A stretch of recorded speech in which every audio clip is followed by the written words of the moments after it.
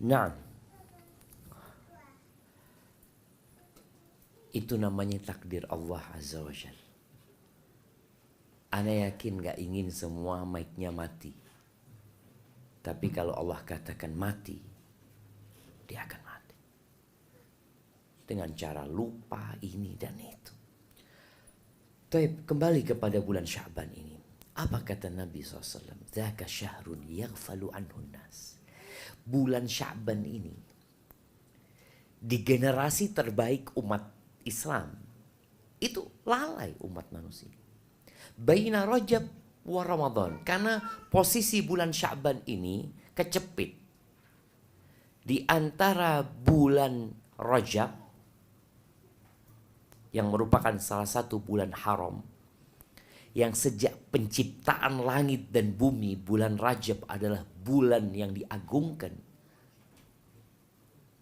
Wa Ramadan, dan di antara bulan Ramadan yang kita tahu umat Islam menanti-nanti bulan Ramadan, dan dia lupa bahwa ketika mau berjumpa dengan Ramadan, lewatnya bulan Sya'ban.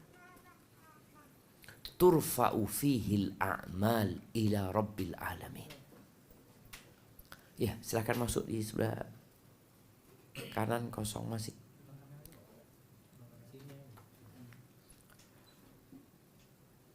Di bulan Sya'ban ini amalan manusia diangkat, dilaporkan kepada Allah Rabbul Alamin. Fa uhibbu an yurfa'a amali wa ana sha'im. Aku ingin amalanku diangkat dalam kondisi aku berpuasa. Ahibati fillah,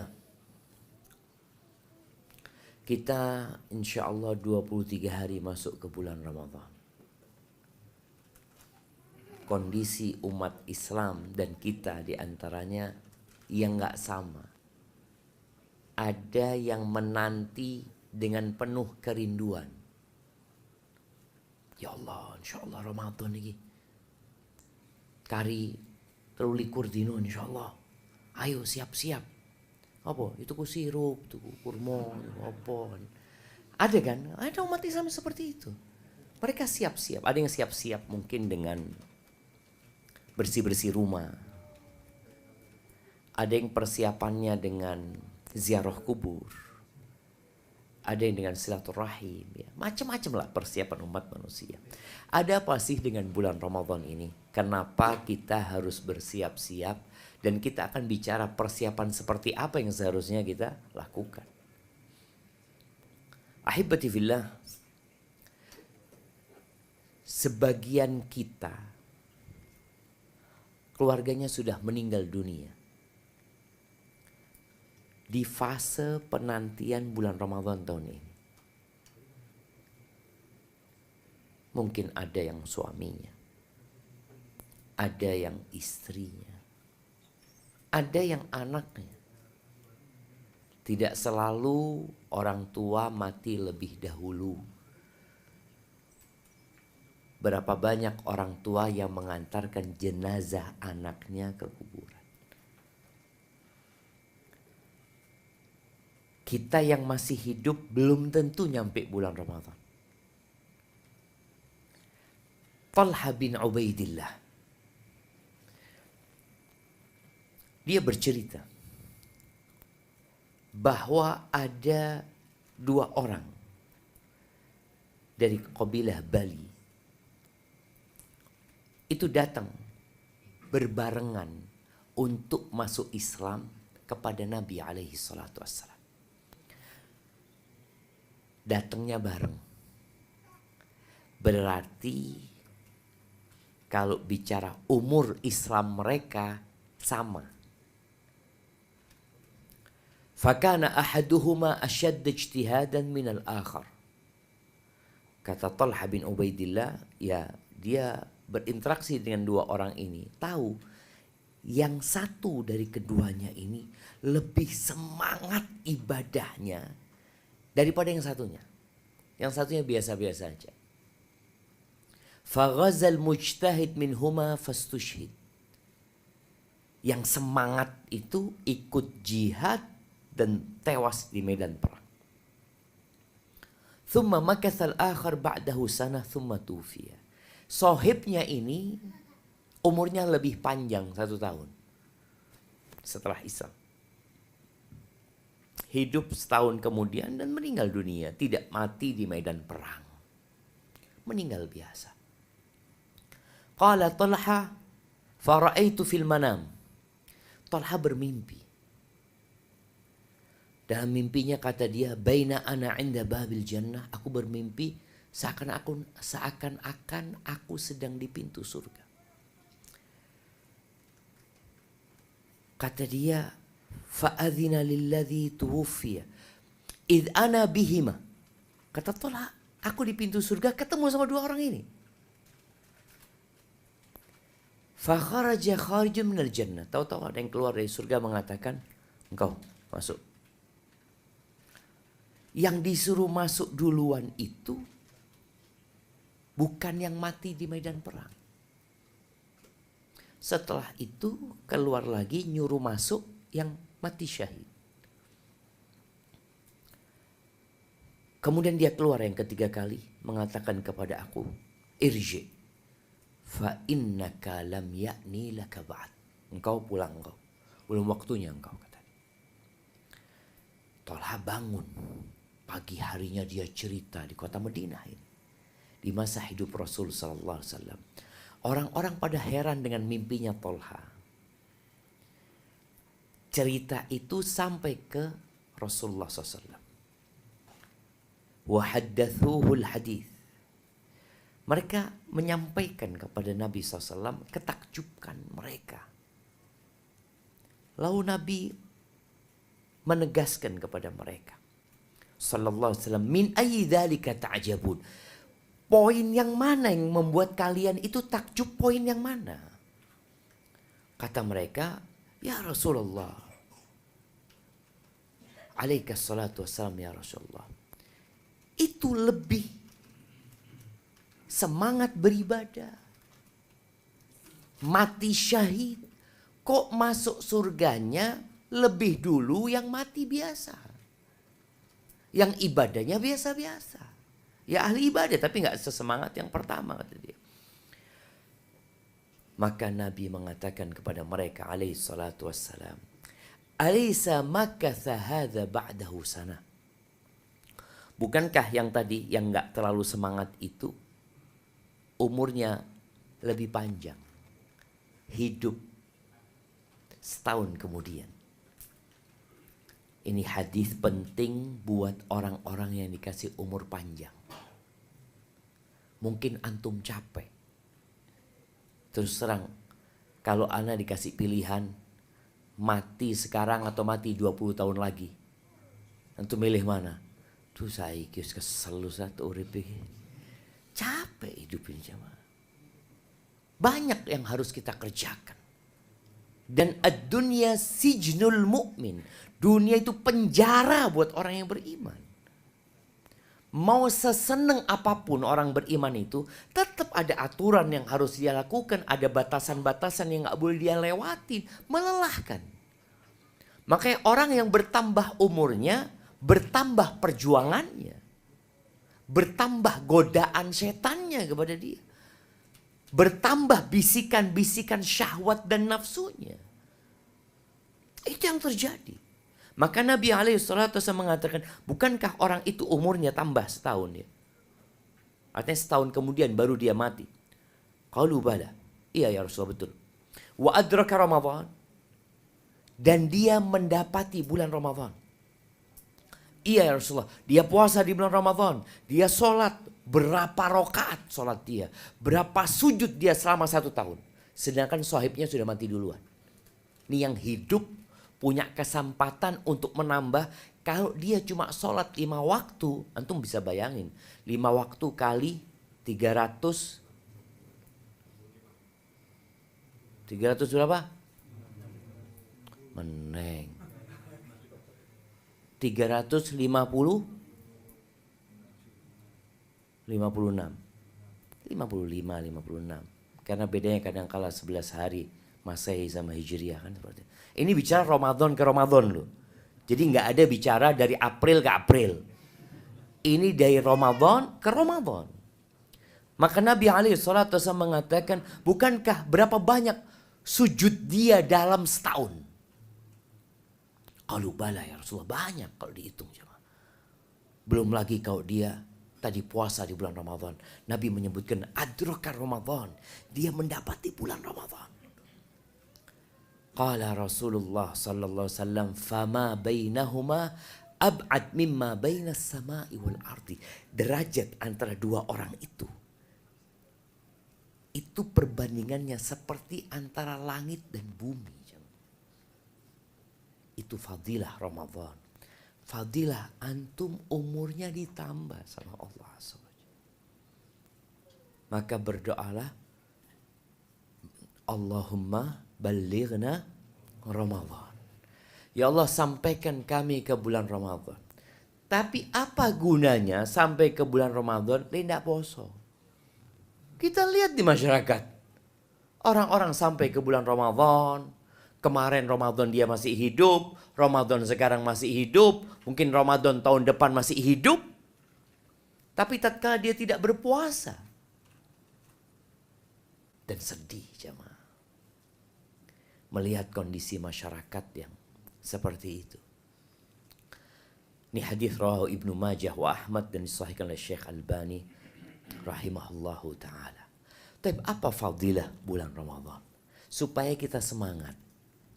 Orang itu akan semangat menyambut kalau dia tahu yang disambut ini mulia. Tapi kalau dia tidak beranggapan mulia, ya biasa-biasa aja. Contoh, ketika artis Korea datang ke Indonesia. Apa? Nah, sebutan mereka? K-pop wala BTS apa. Datang. Antum kira-kira nyambut nggak? Enggak kan? Oh, polazat. Karena memang kita tidak menganggapnya mulia. Seperti itu juga orang yang menyambut Ramadan. Ada orang-orang yang tidak nyambut Ramadan. Karena buat dia bukan sesuatu yang spesial. Berarti semua kembali kepada iman. Kembali kepada keyakinan. Kembali kepada cinta. Maka yang cinta, antum tahu waktu konser apa? Coldplay apa? Iya. Itu berapa anunya? Apa namanya? Tiketnya. Itu yang ingin beli tiket jutaan. Berapa juta yang katanya mengunjungi situs tiket gitu. Itu jutaan. Ingin ya. Mereka ingin tiketnya habis, ingin. Kenapa dia sampai begitu semangat? Karena dia menganggapnya spesial. Maka ini yang perlu ditanamkan di hati masyarakat bahwasanya Ramadan itu spesial. Harapan kita, dakwah kita harus lebih kreatif lagi. Makanya di Gresik ini kalau bisa yang punya kelebihan harta mulai pasang banner-banner di pinggir jalan itu. Menjelaskan bukan selamat Ramadan, bukan. Ono opo Ramadan itu. Mengingatkan ada apa. Contohnya bikin besar. Sebentar lagi pintu surga akan dibuka. Itu yang naik sepeda motor parkir jemaah. Opo iki? Pintu surga ini dibukai. Itu kita perlu pasang di pinggir-pinggir jalan jemaah. Mengingatkan mereka. Di tempat lain lagi disebutkan, siap-siap. Rantai-rantai dan belenggu setan sedang dipersiapkan untuk membelenggu setan. Itu orang jadi berpikir, disinilah orang perlu tahu ada apa dengan Ramadan. Sehingga tumbuh cinta, kemudian dia menyambut dengan penghormatan dan pengagungan. Yang pertama, Ramadan ini Allah jadikan sebagai bulan pelaksanaan rukun Islam. Puasa. Allah berfirman di surat Al-Baqarah ayat 185, Syahrul Ramadhan alladhi unzila fihi al-Quran hudan linnas wa bayinatin minal huda wal furqan. Allah menyebutkan bulan Ramadhan yang Allah turunkan di dalamnya Al-Quran. Ini keutamaannya. Al-Quran itu bermula turun di bulan Ramadhan. Atau full turun Al-Quran dari Lauhul Mahfud ke langit dunia itu di bulan Ramadhan. Hudan linnas, petunjuk bagi umat manusia. Bayangin ya, 8 miliar manusia yang sekarang hidup itu. Mereka tidak akan benar hidupnya kecuali mereka mengikuti petunjuk ini. Dan petunjuk itu diturunkan di bulan Ramadhan. Wa bayyinatin minal huda wal furqan. Dan penjelasan untuk petunjuk-petunjuk itu dan pembeda. Jadi Al-Quran ini yang membedakan antara yang benar sama yang salah. Yang hak dan yang batil. Faman syahida minkumus syahra falyasumhu. Ini perintah Allah. Barang siapa yang hadir di bulan Ramadhan, hendaklah dia melaksanakan puasa. Hadis Nabi SAW. Bunyal Islamu ala khamsin. Agama Islam itu dibangun di atas 5 pondasi. Syahadatu an la ilaha illallah wa anna Muhammad Rasulullah wa iqamis salah wa ita'iz zakah wa sawmi Ramadhan wa hajjil bait. Itu rukun Islam. Maka perlu di jalan-jalan mungkin kita bikin status atau kita sebarkan Ramadan rukun Islam. Yang merasa Islam kudu poso. Yang ndak Islam ndak usah puasa. Karena Allah mengatakan ya ayyuhalladzina amanu kutiba alaikumusiyam. Yang beriman kudu poso. Dakwah ini bukan kewajiban ustadz saja. Tapi kewajiban setiap muslim. Kalau yang hadir di tempat ini 100 orang. Ternyata dia punya sohib 5. Dia sampaikan yang dia dengar kepada mereka. Loh, anak kan tidak hafal ayatnya Ustaz. Anak kan tidak ngerti. Tapi kan faham. Maknanya faham. Dan Nabi SAW mengatakan, Balighu anni walau ayat. Sampaikan dari aku walaupun 1 ayat.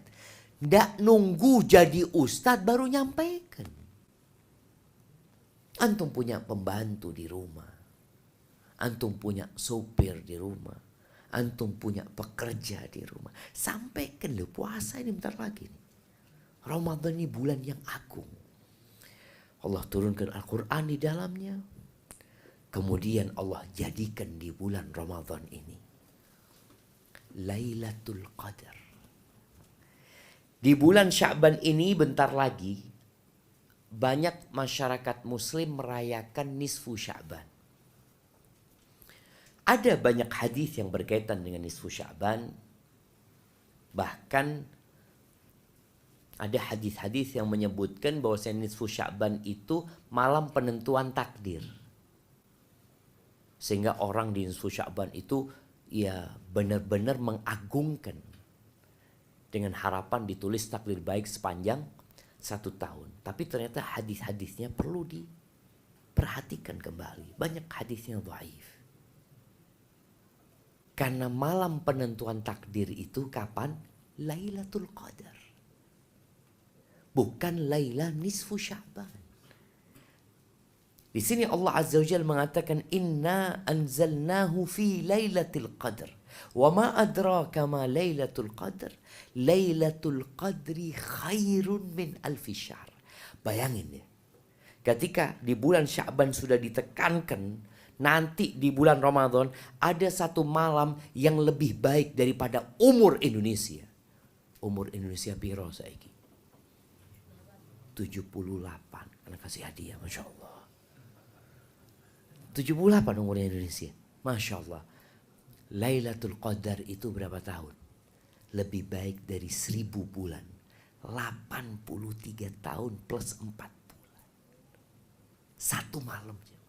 Bayangin ketika orang engkau dapat 1 malam, dapat lebih baik daripada umur Indonesia KP. Bukan sama dengan 1000 bulan, tapi khair, yang artinya lebih baik dari 1000 bulan. Kira-kira persiapan kita itu apa menyambut Lailatul Qadar? Oh ya nanti kan sik suwi Ustaz. Lu sekarang dipersiapkan. Acara, anak ingat sama Coldplay. Itu tiketnya habis berapa bulan sebelum mereka datang? Hah? Berapa? Setengah tahun. Bayangin. Setengah tahun sebelum dia datang sudah habis tiketnya. Ini cuma mau nonton, habis gitu pulang. Ngenteni 6 bulan. Bayar. Ini yang lebih baik dari 1000 bulan. Engkau ayo. Karena memang tadi bicara iman. Padahal dia tahu bapak mati, mbak mati, tonggoe mati, kabeh mati. Cuma kadangkala lalai dengan kenikmatan dan kelezatan dunia. Akhirnya dia tidak mempersiapkan diri. Lebih baik dari 1000 bulan, bayangin jamaah. Siapa yang umurnya 1000 bulan sekarang anak kasih hadiah? Nah, ada yang umurnya 80. Bapak umur berapa? 57. Suwi. Nah, ibu-ibu ada yang 80? Kasih hadiah kalau ada yang 80. Gimana antum beramal satu malam lebih baik dari orang yang umurnya 83 plus 4 bulan. Lebih baik dari itu. Itu fadilah Ramadan. Dan Lailatul Qadar ini tersembunyi. Tidak kayak nisfu Sya'ban. Nisfu Sya'ban semua orang tahu nisfu Sya'ban ini. Tapi Lailatul Qadar harus berjuang. Boleh jadi malam ini. Boleh jadi besok. Boleh jadi wis kelewat. Tidak tahu. Yang jelas Rasulullah SAW 10 hari iktikaf. Mencari Lailatul Qadar. Orang kalau sudah berpikir Lailatul Qadar, saya mau mengajukan cuti 10 malam terakhir. Itu namanya persiapan. Ibu-ibu yang mau belanja, karena dia berpikir Lailatul Qadar, pokoknya sebelum Ramadan semua kebutuhan Idul Fitri sudah tercukupi. Tidak ada ceritanya, yuk mau belanja, no. Itu orang persiapan Lailatul Qadar. Dia mengatakan kepada istrinya, ndak ono acara nanti mau belanja lagi atau mau bikin kue, nggak ada. Mau bikin kue sebelum Ramadan. Waduh, sebelum Ramadan bikin kue. Kurang fresh. Weteng tok sing dipikirno. Ramadan itu bulan ndak makan. Ini perut. Antum kok lihat iklannya nanti sebelum Ramadan, semua iklan berkaitan dengan perut. Yang sirup, yang susu, yang vitamin, apa lagi? Yang biskuit. Cemacu ya Allah, panganan. Ini bulan orang Islam sedang ngurangin makan. Maka tolong tadi, Lailatul Qadar, kalau sudah bicara Lailatul Qadar, ada orang yang bekerja, bagaimana dia mengajukan cuti sebelum Lailatul Qadar umpamanya. Bagaimana dia punya program pekerjaan-pekerjaan yang bisa selesai sebelum 10 hari terakhir Ramadan. Dari mana? Karena dia tahu dengan fadilah Ramadan. Dia tahu dengan fadilah Lailatul Qadar yang aku kayak itu soning dulu. Kesempatan aku beramal sedikit tapi dapat balasan yang besar. Tapi subhanallah, godaan 10 malam terakhir itu lebih dahsyat. Antum kalau lihat malam pertama masjid rame. Tarawih itu sampai sandal-sandal hilang itu. Biasanya itu awal Ramadan. Tapi kalau sudah pertengahan mulai berkurang, 10 hari terakhir tambah berkurang. Kecuali ya di beberapa masjid, mungkin Anda lihat tetap ya bertahan. Tadi ada orang-orang yang memang mempersiapkan diri. Maka kalau bicara mempersiapkan diri, ya sekarang antum berpikir. Selesaikan pekerjaan. Selesaikan belanja. Semua sudah selesai ditaruh. Ngomong sama anak-anaknya. Sampai anak ingat dengan cerita seorang ibu ketika masuk Ramadan. Dulu jemaah ya. TV-nya itu dibalik sama ibunya. TV-nya dibalik. Loh bu, ya apa sih? Ramadan ini banyak acara yang lucu-lucu, yang menyenangkan. Kan banyak Ramadan tuh. Sebelum berbuka ya, waktu sahur. Kata ibunya, nak sudah 11 bulan cukup nonton TV. Nak. 11 bulan. Anggap 330 hari. Masa enggak bisa kita sebulan enggak usah nonton TV. Kemudian keutamaan Ramadan. Rasulullah sallallahu alaihi wasallam mengatakan man shama ramadhana imanan wa ihtisaban ghufira lahu ma taqaddama min dhanbi. Barang siapa yang berpuasa di bulan Ramadan karena iman, bukan karena melok-melokan. Bukan karena ndak enak. Karena terus terang ada orang puasa karena ndak enak. Ya apa Ustaz, semua di rumah puasa, masa anda tidak puasa? Isin lah. Itu nggak akan mendapatkan fadilah. Fadilah ini yang berpuasa karena iman. Karena dia tahu ini perintah Allah dan berharap pahala, maka dosa-dosa dia yang lalu diampuni sama Allah SWT.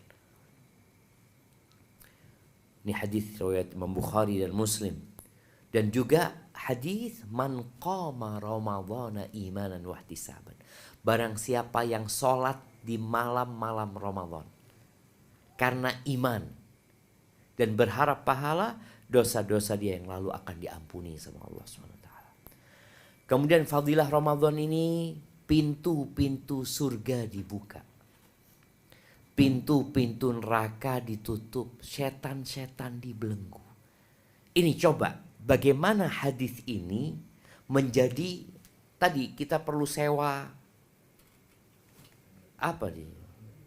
Billboard itu pinggir jalan jemaah. Yang kemarin isinya caleg, yang kemarin isinya macam-macam lah. Itu bagaimana kita yang punya uang tak sisihkan duit. Pasangan baliho mengingatkan orang pintu surga akan dibuka, pintu neraka akan ditutup, dan setan-setan akan dibelenggu. Engkau sedang ngapain? Ini sebuah fadilah. Kenapa Allah lakukan itu? Allah ingin mengkondisikan manusia agar manusia itu bisa meraih surga dengan mudah. Kita lihat ya, di bulan Ramadan itu semangat berbeda dengan semangat di luar Ramadan. Baca Quran, kayak sekarang ini kita sulit baca Quran. Tapi di bulan Ramadan ngelihat kafe baca Quran, di sana baca Quran. Kita lihat orang kalau ke masjid tidak turun dari masjid biasanya. Sekarang imam belum assalamualaikum kadang-kadang semari deh. Dari cepatnya dia meninggalkan masjid. Tapi Ramadan enggak, kita lihat masjid itu ramai. Allah benar-benar mengkondisikan agar kita bisa full beribadah tanpa godaan syaitan. Itu keutamaan Ramadan. Kemudian biasanya para tahanan itu di bulan Ramadan mendapatkan remisi.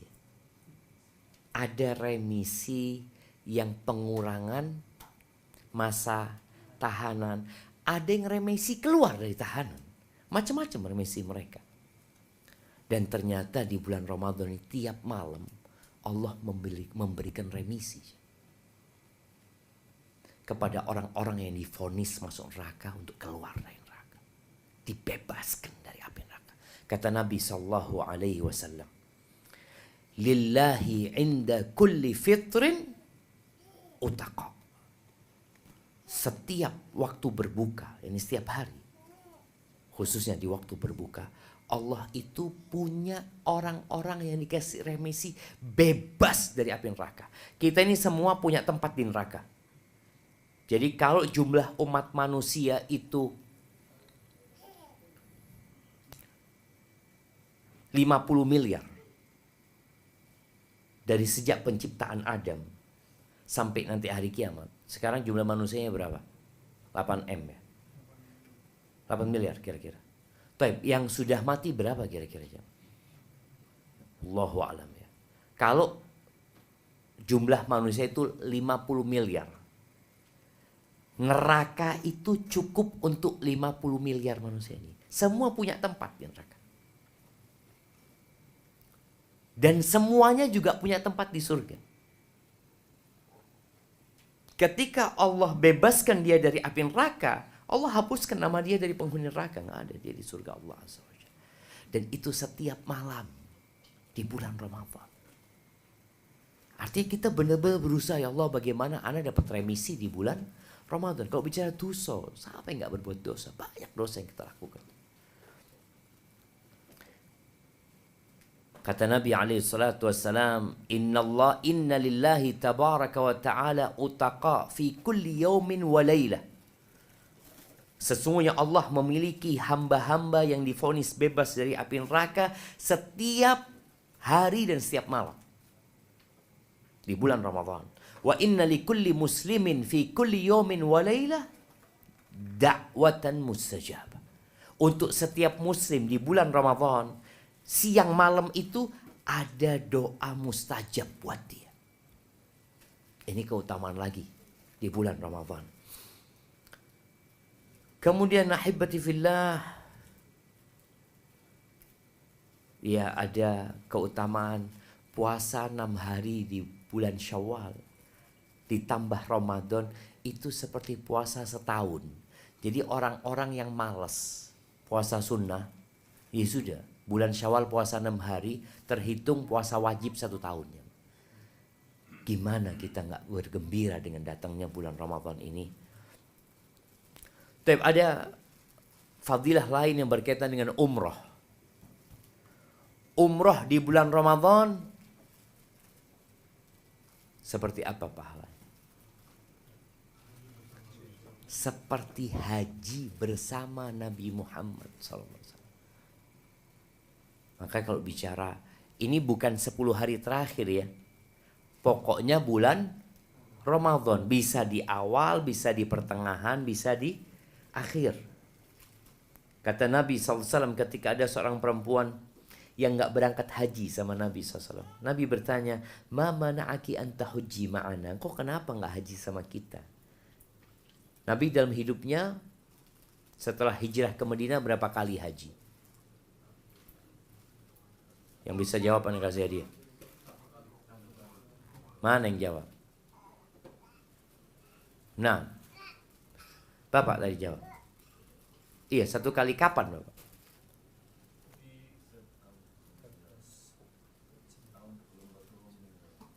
Setahun.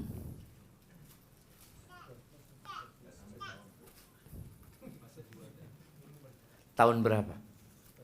Tahun aja, ya tidak usah setahun, kurang setahun, tahun biro. Tahun 8 itu penaklukan kota Mekah ya. Nah, 11 Hijriah sudah meninggal Rasulullah. Tahun 10 tidak jadi hadiahnya. Tahun 10. Jadi kalau bicara setahun sebelum meninggalnya Nabi SAW, enggak. Nabi meninggal di bulan Rabiul Awal. Rabiul Awal itu bulan ketiga. Muharram, Safar, Rabiul Awal. Haji itu bulan ke-12. Jadi 3 bulan sebelum meninggalnya Nabi SAW, Nabi berhaji. Memang tahunnya berganti ya. Tahun 11 sama tahun ke-10. Ini perempuan gak ikut haji. Lihat bagaimana pedulinya Rasulullah SAW kepada umatnya. Nih perempuan lihat kok gak kelihatan kemarin berangkat haji. Kenapa kok gak haji? Maka perempuan ini radhiyallahu ta'ala anha mengatakan, lam yakun lana illa nadihan. Ya Rasulullah, kami nggak punya kecuali 2 ekor onta. Bapaknya anak-anak bersama anaknya haji dengan 1 onta. Yang satunya ditinggal untuk nyirami kebun kami. Oh gitu, ada alasannya. Kan di sini orang mampu tapi nggak berangkat haji kan ditanya, engkau mampu kok nggak berangkat haji gitu loh. Kalau nggak mampu, kenapa engkau nggak berangkat haji? Ya banjirnya tidak duit, tidak mampu. Ini ada orang mampu, kenapa nggak berangkat haji engkau? Iya, soalnya bapakku sakit, aku ngerawat bapakku, mamanya kayak gitu. Karena haji ini kewajiban bagi yang mampu. Ada yang mampu umur 30 tahun, tapi baru berangkat umur 63. Dia menunda hajinya selama 33 tahun. Kenapa? Takut. Katanya kalau haji nanti dibales di sana. Saya sih belum benar. Gitu. Ada orang yang berpikir seperti itu, jemaah. Ini bukan dia nggak mampu, dia mampu dan tidak ada alasan sebenarnya. Maka Nabi SAW memberikan arahan kepada wanita ini, fa idza jaa Ramadan fa'tamiri. Kalau nanti datang bulan Ramadan, engkau berangkatlah umrah. Fa inna umratan fihi ta'dilu hajjah. Karena umrah di bulan Ramadan seperti haji. Di riwayat lain dikatakan hajjatan ma'i, seperti haji bersamaku, kata Nabi SAW. Maka di sini jamaah-jamaah yang sudah daftar haji, tapi antriannya nunggu 20 tahun. Berangkatlah umroh. Kalau bisa umrohnya di bulan Ramadan. Mahal Ustaz. Ya udah, tabung. Kayaknya kalau tahun ini buat umroh Ramadan nggak cukup. Umroh biasa cukup.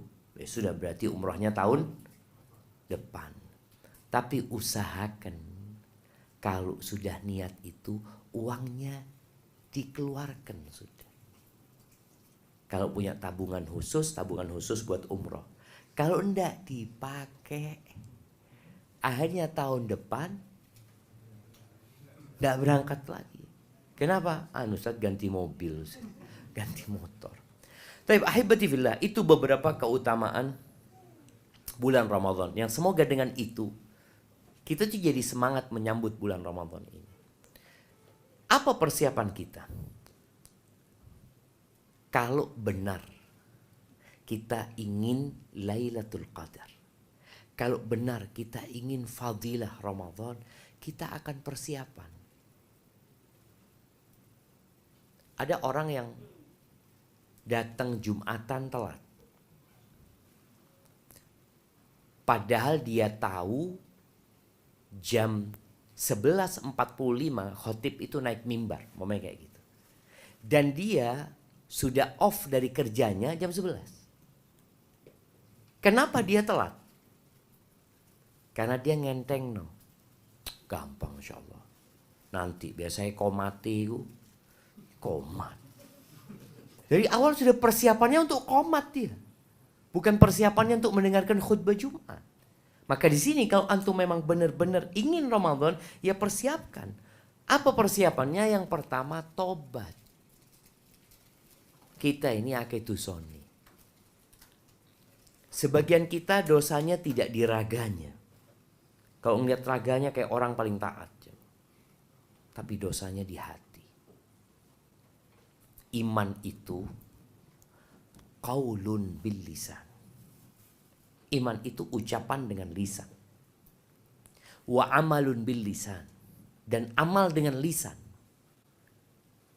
Taib, ana mau tanya, apa perbedaan ucapan dengan lisan dan amalan dengan lisan? Fadhal. Yang bisa jawab ana kasih hadiah. Lisan kita berkata dan lisan kita beramal. Hati kita berkata dan hati kita beramal. Apa amalan lisan? apa perkataan lisan dan apa amalan hati dan apa perkataan hati. Jemaah, Anda lihat sebagian sudah mulai merem-merem. Oh enggak Ustaz, itu sedang menghayati yang disampaikan. Fadal.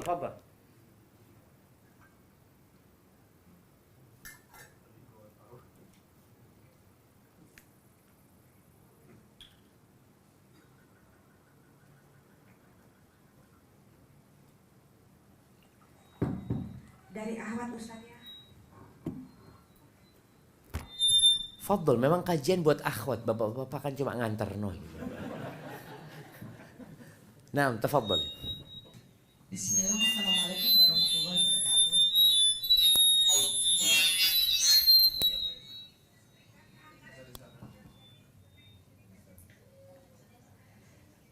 Gini Ustaz, kalau ucapan itu apa yang kita ucapkan di lisan saja, sedangkan kalau amal itu insya Allah dia diniatkan untuk ridho Allah, untuk ibadah. Demikian yang bisa. Insya Allah Ustaz, Allah wa'ala. Masya Allah. Iya, usaha yang bagus sekali ya. Hampirlah ya, mendekati. Tapi lisan kita ini berkata, ini bicara iman ya. Dan lisan kita ini beramal. Pertanyaannya, apa contoh? Kasihkan contoh aja. Apa amalan lisan? Dan apa perkataan lisan? Ketika dikatakan iman itu ucapan. Dan iman itu amal. Ternyata lisan kita itu berucap dan lisan kita beramal. Nah,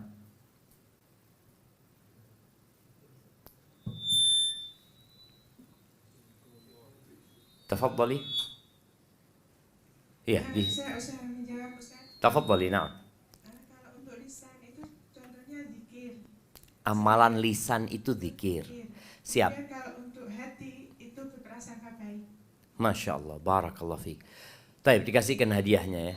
Itu contoh amalan lisan. Ucapan lisan itu adalah asyhadu an la ilaha illallah wa asyhadu anna Muhammad Rasulullah. Itu ucapan yang dikatakan masuk dalam keimanan. Kalau amalan lisan tadi yang disebutkan, berzikir, baca Quran, itu amalan lisan kita beramal. Beristighfar, itu beramal. Kalau ucapan hati, itu keyakinan hati.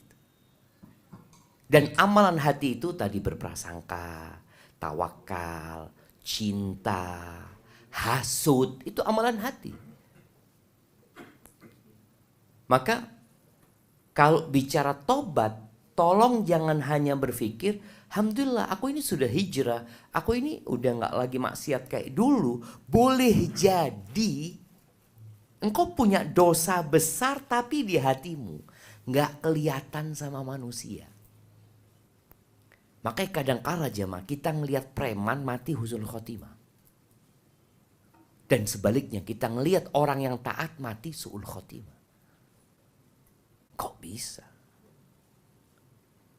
Ya boleh jadi itu preman secara fisik memang pelaku dosa.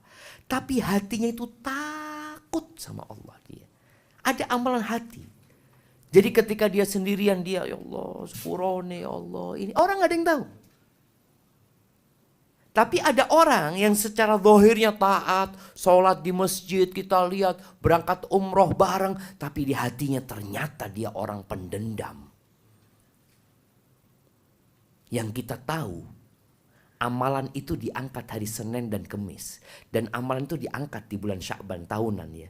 Diampuni semua orang kecuali dua orang. Orang musyrik dan orang yang menyimpan dendam. Orang yang tidak mau bertegur sapa dengan saudaranya. Dikatakan tunggu dua orang ini sampai berbuat berbaik lagi mereka. Ada dosa hati. Boleh jadi dosa hati itu, amalan hati itu ujub. Berbangga dengan apa yang dia lakukan. Kan gak kelihatan. Kelihatannya orang soleh. Maka persiapan untuk Ramadan, bersihkan hatinya dari dosa-dosa dengan taubatan nasuha kepada Allah Azza wa Jalla. Jangan merasa sudah baik. Karena orang yang merasa sudah baik adalah orang yang belum baik. Dan orang baik itu selalu merasa belum baik. Maka dia terus istighfar. Kenapa Rasul Sallallahu Alaihi Wasallam dalam sehari beliau istighfar lebih 70 kali? Kenapa beliau sholat sampai bengkak kakinya? Karena beliau merasa aku belum, ibadahku belum gitu. Sampai beliau mengatakan, afala akun abdan syakura. Apa enggak pantas aku menjadi hamba yang bersyukur kepada Allah Azza wa Jalla? Apa yang diberikan Allah kepada Nabi SAW dari dunia? Rumah ya saipet gitu. Meninggal Nabi SAW, baju besinya digadaikan. Buat makan. Menunjukkan susahnya hidup Nabi SAW. Tapi karena beliau bersyukur, beliau ingin beribadah yang sempurna kepada Allah Azza wa Jalla. Beliau di akhir hayatnya ketika turun, idza jaa nasrullahi wal fath wa ra'aitan nas yadkhuluna fi dinillahi afwaja fasabbih bihamdi rabbika wastaghfir innahu kana tawwaba. Disuruh taubat sama Allah Nabi SAW. Di akhir hayatnya disuruh istighfar, disuruh memuji dan bertasbih. Maka kita lebih pantas untuk mengamalkan hal itu. Perbanyak taubat, perbanyak istighfar sekarang. Usahakan punya target.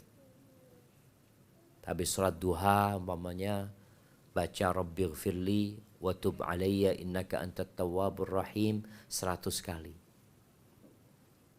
Terus zikir pagi dan petang umpamanya yang berkaitan dengan mohon ampun sama Allah, baca terus minta ampun sama Allah SWT. Kemudian yang kedua, berdoa. Berdoa ini termasuk usaha untuk sampai ke bulan Ramadan dan agar kita di bulan Ramadan dikasih kekuatan. Karena ada orang sampai bulan Ramadan tapi sakit. Tidak bisa puasa, tidak bisa tarawih, tidak bisa umroh. Sakit.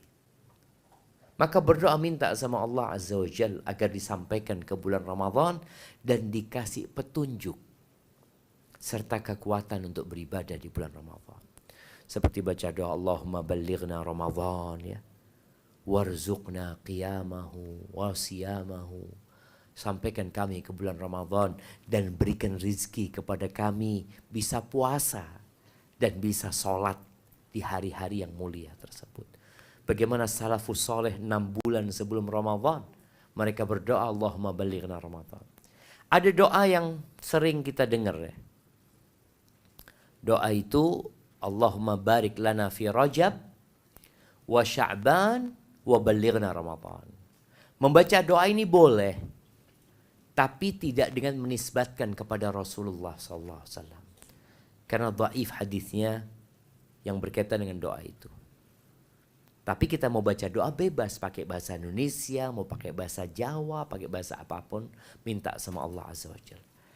Kemudian bayar utang. Yang punya utang, khususnya emak-emak.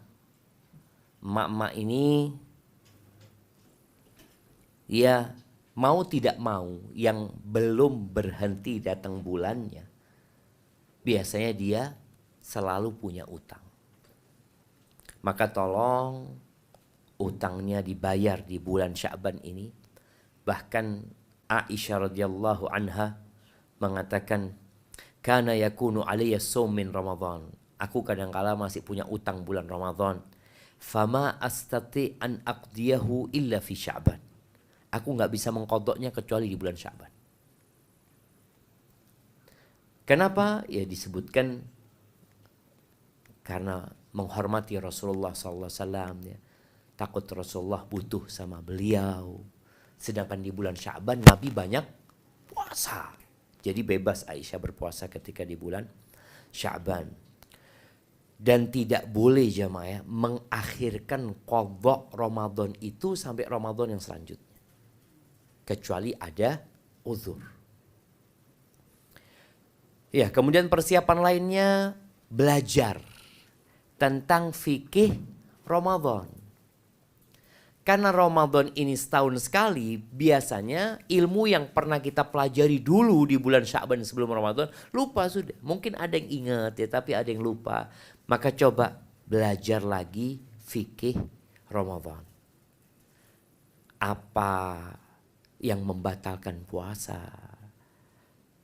Apa yang membuat pahala puasa berkurang?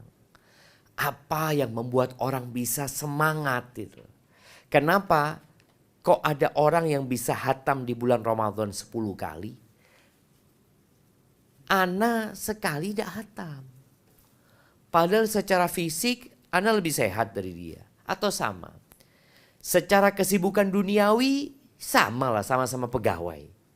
Umpamanya. Tapi kenapa dia bisa, aku nggak bisa? Kita lihat cuma. Ada orang-orang yang bisa qobliyah ba'diyah, kita nggak bisa qobliyah ba'diyah. Ada orang-orang yang biasa puasa Senin Kemis, kita nggak bisa puasa Senin Kemis. Ini kembali kepada yang pertama biasanya. Kembali kepada dosa. Kita harus taubat. Karena dosa itu membuat orang jadi lemah. Semangat jadi lembek. Dosa itu akan mengotori hati. Nah, tadi hatinya dibersihkan jadi sehat lagi. Kemudian mensegerakan kerjaan-kerjaan yang bakal membuat kita sibuk di bulan Ramadan. Contohnya tadi mau beli baju ya, mau bikin kue, mau ini itu. Yang bisa diselesaikan sebelum Ramadan selesaikan. Bayar utang, nanti temponya itu tanggal 15 Ramadan. Sudah lah, antum bisa bayar sekarang? Bayar sekarang. Zakat. Boleh nggak zakat wajibnya di Ramadan dibayar di Sya'ban? Boleh. Mensegerakan bayar zakat itu boleh. Yang tidak boleh menunda pembayaran zakat. Zakat itu kan per tahun. Kalau umpamanya kita tahun lalu punya uang 1 M. Di bulan Ramadan. Di Ramadan itu alhamdulillah usaha kita menghasilkan kita dapat uang 1 M. Kapan wajib mengeluarkan zakatnya? Ya akhir Ramadan lagi kan. Kan setahun tadi. Tapi kalau dia segerakan di bulan Sya'ban nggak apa-apa. Apalagi melihat masyarakat membutuhkan. Makanya kata Ibnu Hajar al-Asqalani rahimahullah, kanal muslimun idza dakhala Sya'ban akabbu 'ala al-masahif wa akhraju zakah. Dulu umat Islam yang terdahulu itu, kalau masuk bulan Sya'ban, ini bukan Ramadan, Sya'ban, mereka sibuk baca Quran. Dan mereka sibuk mengeluarkan zakat. Mulai dikeluarkan. Supaya tadi kita dapat berkahnya dari mengeluarkan zakat itu jadi semangat. Dengan kita baca Quran, kita juga dapat hidayah, dapat berkah. Kemudian masuk Ramadan, lebih semangat lagi beribadah. Maka tadi kerjaan-kerjaan yang memang bakal menyibukkan kita di bulan Ramadan, tolong disegerakan. Banyak restoran itu tutup di bulan Ramadan. Kenapa? Jemaah. Banyak restoran tutup di bulan Ramadan. Karena sepi. Udah, anak mau fokus ibadah. Anak nggak tahu ya. Tapi sebagian teman mengatakan, Anda kenapa antum tutup? Sepi. Asan buka takjil aja kata dia. Jadi bukan karena dia mau fokus ibadah gitu. Enggak, saya mau fokus ibadah karena sepi. Modelnya, tapi enggak ada yang memang tutup usahanya. Full Ramadan, anak buahnya semua, nih gajimu sebulan tak kasih, tutup, fokus ibadah. Ada yang seperti itu. Kemudian perlu duduk sama keluarga. Ngapain? Duduk sama istrinya, duduk sama anak-anaknya, apalagi bapak. Kalau nggak ada bapak ya ibu. Menjelaskan kepada mereka tentang yang berkaitan dengan bulan Ramadan. Anak-anak itu senang Ramadan karena apa? Kenapa anak-anak senang? libur sekolah, mereka seneng. Iktikaf, anak punya anak baba, mau iktikaf kata dia. Ini umur 8 tahun. Kenapa? Karena dia mainnya tanpa batas. Iktikaf di masjid itu kan wis ketemu sohibnya terus. Tapi kalau di rumah kan tidur malam sudah nggak sama sohibnya. Tapi kalau di masjid sama kawan-kawannya terus. 24 jam bersama sohibnya dia. Dia belum paham. Tapi bagaimana orang tua memahamkan kepada anak-anak tentang fadilah Ramadan ini. Kemudian memperbanyak puasa sunnah di bulan Sya'ban. Modelnya seperti apa puasanya? Bebas.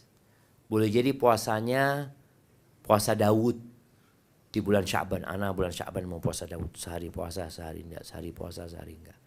Atau ana mau puasanya insya Allah ana mau puasa 15 hari di bulan Sya'ban Ustaz. Nyambung dari tanggal 1 sampai tanggal 15 semuanya. Atau ana mau puasanya Jumat, Sabtu, Ahad. Karena Senin kerja Ustaz. Senin, Selasa, Rabu, Kamis, repot kerjaan Ustaz. Ana mau puasa pokoknya mulai Jumat, Sabtu, Ahad. Nyambung seperti itu. Pokoknya Jumat, Sabtu, Ahad. Atau seperti apapun silahkan. Atau mau puasa paling tidak antum puasa di bulan Sya'ban ini sehari. Ada puasa sunnah sehari. Supaya ketika masuk Ramadan itu sudah terbiasa. Kenapa di awal Ramadan itu selalu, enggak selalu ya. Atau selalu tapi sebagian orang itu rakus. Kalau pas waktunya buko, insyaallah bismillah. Es teh hangat, es campur, kemudian es degan, es kolak, es teler, kabeh es, insyaallah. Karena baru pertama puasa dia. Dia baru pertama puasa. Orang yang sudah biasa puasa sunnah di bulan Sya'ban, ketika masuk awal Ramadan biasa aja dia. Ya sudah biasa. Tapi orang baru pertama buko, ya Allah. Sekarang azan jam berapa? Azan maghrib. Ya jam 6 kurang 5 kira-kira kan. Ikut jam 5. Wis nunggoni sama Masya Allah. Nanti diudah ini. Insya Allah. Nanti ini diudah. Subhanallah. Kenapa? Karena dia baru pertama puasa. Maka hendaklah membiasakan diri puasa di bulan Sya'ban. Ketika masuk Ramadan sahur, antum pun sahur kurma jadi. Sekarang kan enggak, kalau awal Ramadan. Yang dihitung itu, yang menghitung bagaimana jadwal makan siang dia sama sarapan tuh ditarik ke sahur. Karena dia enggak terbiasa puasa. Nabi SAW banyak puasa. Selain untuk fadilah puasa di bulan Sya'ban, para ulama menjelaskan untuk melatih diri masuk bulan Ramadan. Jadi awal Ramadan wis semangat. Awal Ramadan kebanyakan orang ya apa? Miring-miring ya Mas. Apa? Poso. Iya, awakmu tok sing poso. Nanti miring sana, miring sini, lemes bawaannya. Tapi kalau antum bisa biasa puasa, anggap puasa 3 hari lah. Tanggal nanti puasa tanggal 13, 14, 15 ya. Umpamanya. Nanti masuk Ramadan biasa sudah. Taib. Kemudian yang perlu dilakukan selain puasa adalah tadi memperbanyak baca Al-Quran ya. Mulailah antum target kalau bisa di bulan Rajab ini hatam sekali. Bulan Sya'ban ini hatam sekali. Berarti one day, one juz. Bisa apa enggak? Insya Allah bisa. Kalau antum tidak bisa istighfar dulu. Berarti ada dosa yang membuat antum tidak bisa baca Quran. Apot jemaah. Sak lembari tidak mari-mari. Ada orang seperti itu. Sampai surat apa? Alhamdulillah Al-Baqarah. Loh ini Al-Baqarah. Iya. Mulai awal Rajab, awal Sya'ban. Sekarang tanggal 7. Ya tetap si Al-Baqarah belum selesai. Ada yang seperti itu ya. Belum selesai. Padahal kalau bicara seharusnya ini juz keberapa? Juz ke-7 seharusnya. Dan baca Quran 1 juz itu berapa jam? Yang normal.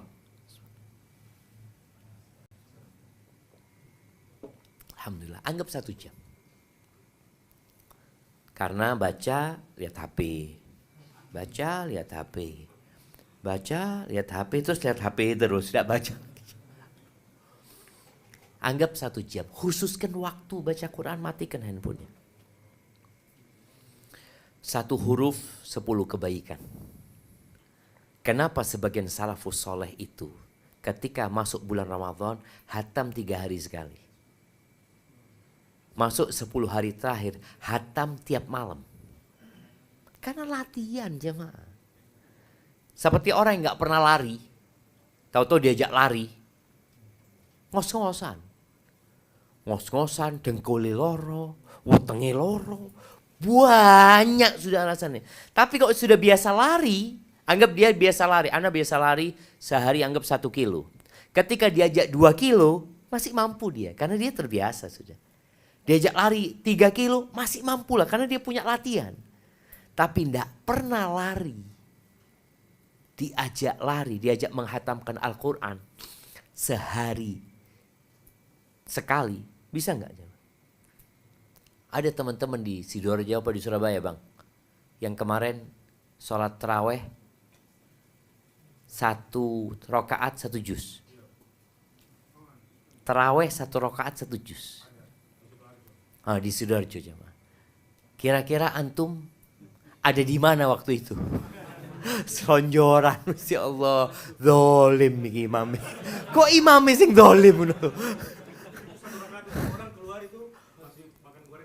Tuh lihat, 1 rakaat dia makan gorengan. Loh kok enggak ruku-ruku? Tapi orang yang sudah terbiasa, biasa.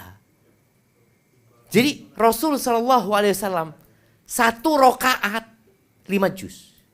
Bukan 5 juz, lebih, hampir 6 juz. 1 rakaat. Kira-kira antum mau nyoba? Kalau mau nyoba latihannya sekarang. Tapi kalau malam Ramadan langsung nyoba, opname. Nggak poso 3 dino. Kenapa? Sak juz, sak rakaat gitu. 11 rakaat, 10 juz. Oh, dari jam 9 sampai jam 4 jemaah. Bubar bang. Iya, sehari tok sembahyang.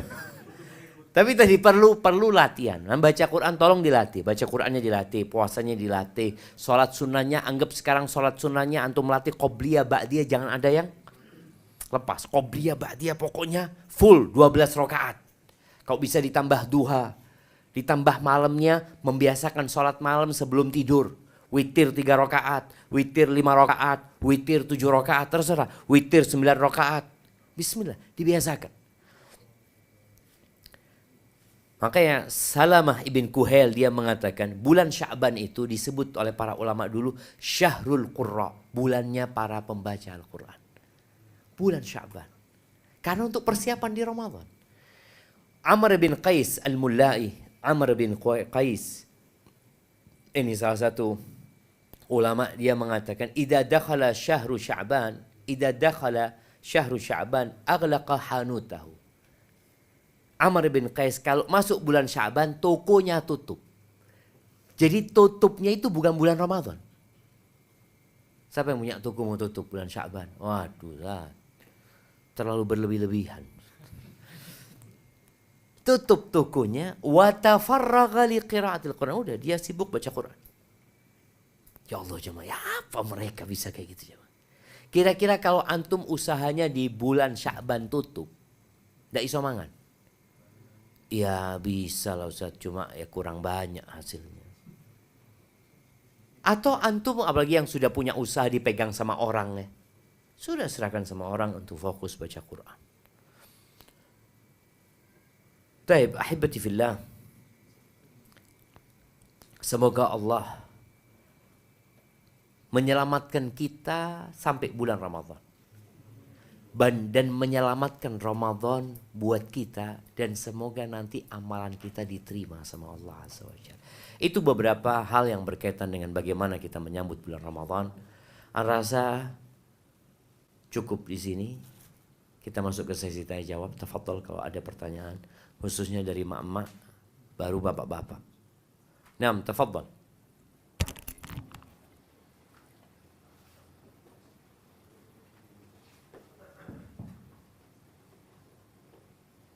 Bismillah, Assalamualaikum warahmatullahi wabarakatuh. Ustaz.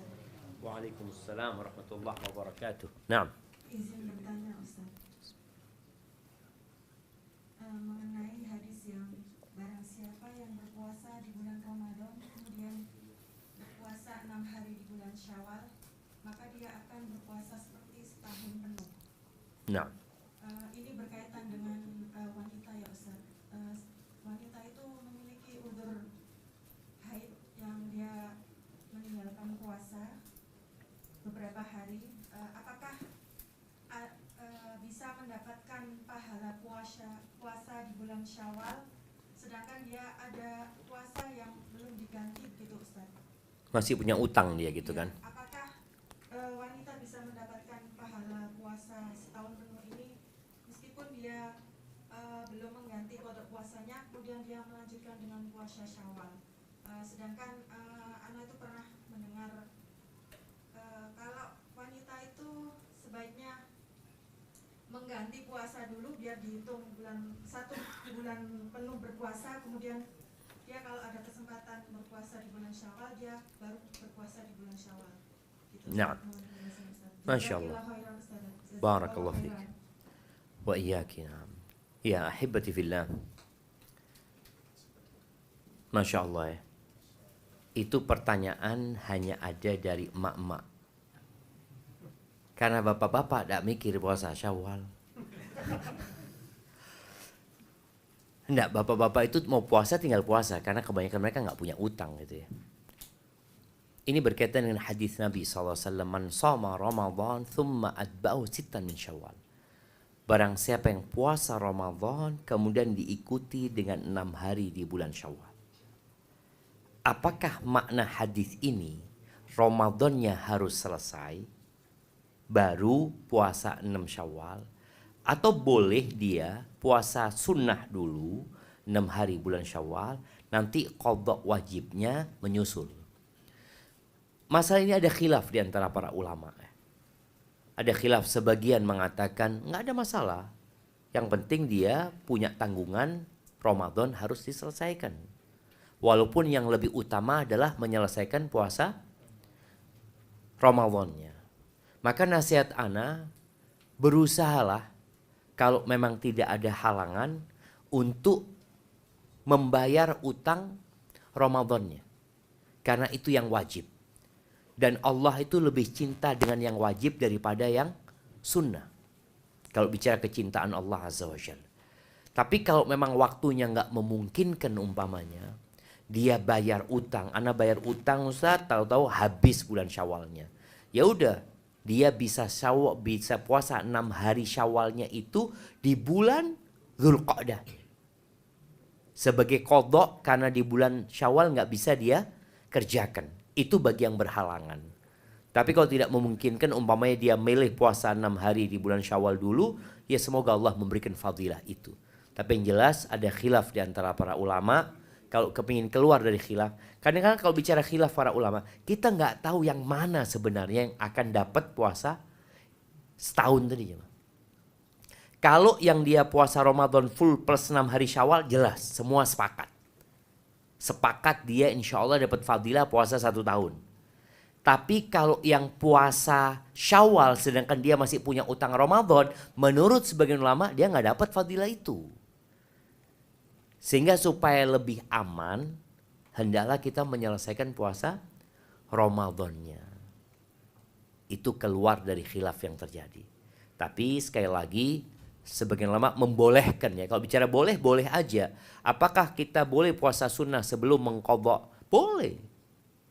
Bukan kita itu boleh puasa sunnah kalau qadhanya sudah selesai, enggak. Umpamanya kita mau puasa, nanti puasa Arafah. Boleh enggak? Anda mau puasa Arafah Ustaz, tapi Anda masih punya utang? Boleh. Jadi puasa sunnah itu boleh dikerjakan walaupun masih punya utang. Tapi ini berkaitan dengan fadilah yang berkaitan dengan Syawal tadi itu. Karena hadisnya mengatakan siapa yang puasa Ramadan kemudian diikuti puasa 6 hari. Sedangkan ini Ramadannya belum selesai. Hadza wallahu a'lam bishawab. Jadi seperti itu masalah.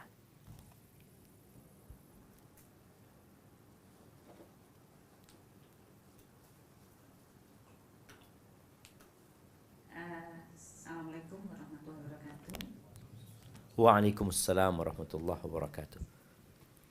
Saya mau tanya tentang kisah Tolha tadi, Ustaz. Nah, Kalau sepintas kita lihat dari kisah Tolha itu, orang yang panjang umurnya bisa dipastikan masuk surga.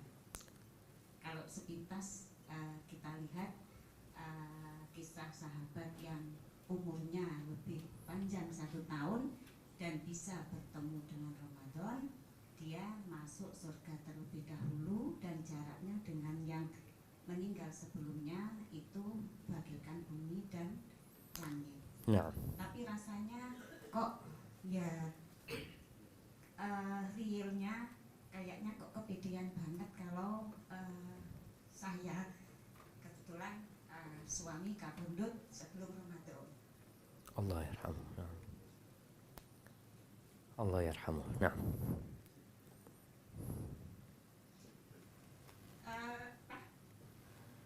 Rasanya kok kepedean banget kalau saya khususnya merasa bahwa saya akan mendapatkan surga yang lebih tinggi daripada suami saya. Bagaimana agar kita itu benar-benar bisa mendapatkan masuk surga di tempat yang tertinggi. Naam. Masya Allah, barakallahu fiik. Iya, subhanallah jamaah. Berkaitan dengan masuk surga ini, yang umurnya panjang belum tentu masuk surga sebenarnya. Rasul SAW mengatakan, khairun nas man tala umruhu wa hasuna amaluhu. Kata Nabi SAW, sebaik-baiknya manusia adalah yang panjang umurnya dan baik amalannya. Jadi ada kata-kata baik amalannya. Itulah sebaik-baiknya manusia. Wa syarrun nas, dan seburuk-buruknya manusia, man tala umruhu, yang panjang umurnya dan buruk amalannya. Jadi titik beratnya kepada amalan yang dia kerjakan.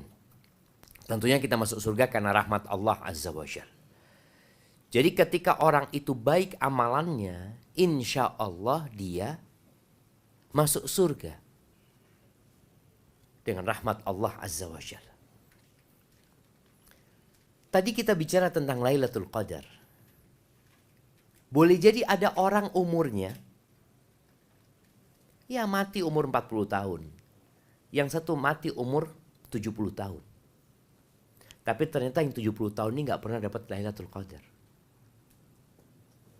Sedangkan yang 40 tahun dapat 2 kali anggap Lailatul Qadar. Hitungan umurnya sudah berapa? Berapa jemaah?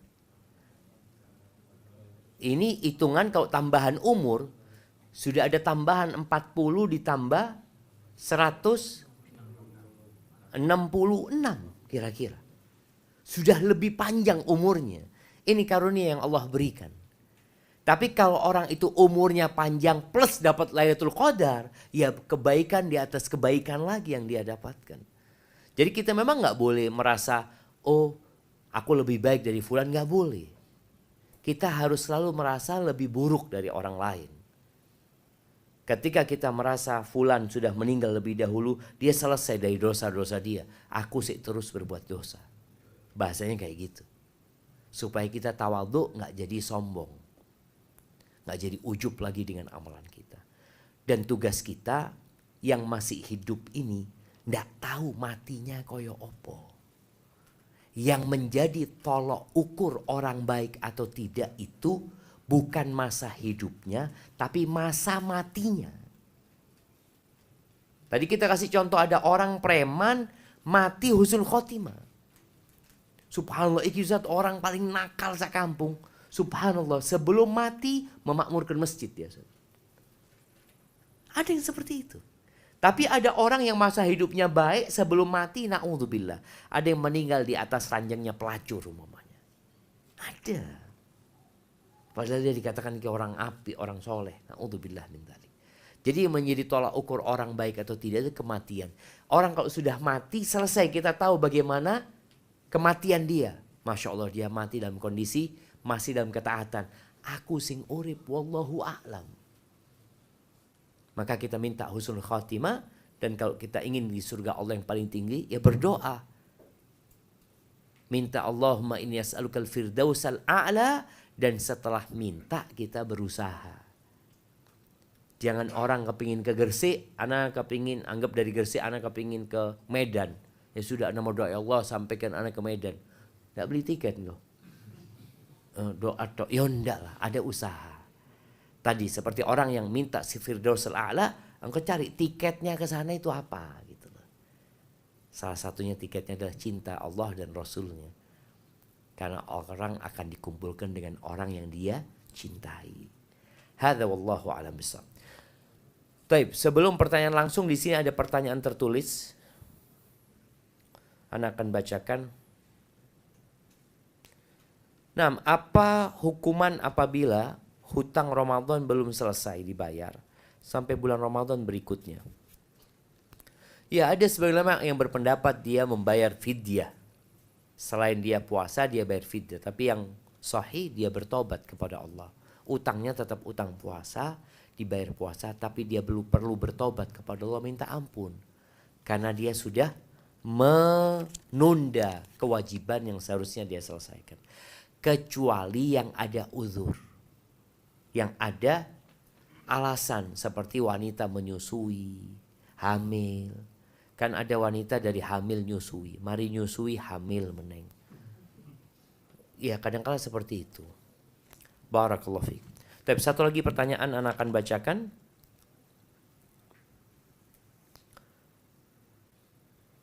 Afwan, anak ingin bertanya. Ustadz, bagaimana tata cara membayar hutang puasa Ramadan untuk wanita haid, wanita hamil dan menyusui, wanita lansia yang tidak mampu puasa? Tapi berkaitan dengan yang tidak mampu berpuasa ini ada dua. Tidak mampu permanen. Tidak mampu yang permanen karena sakit atau karena usia.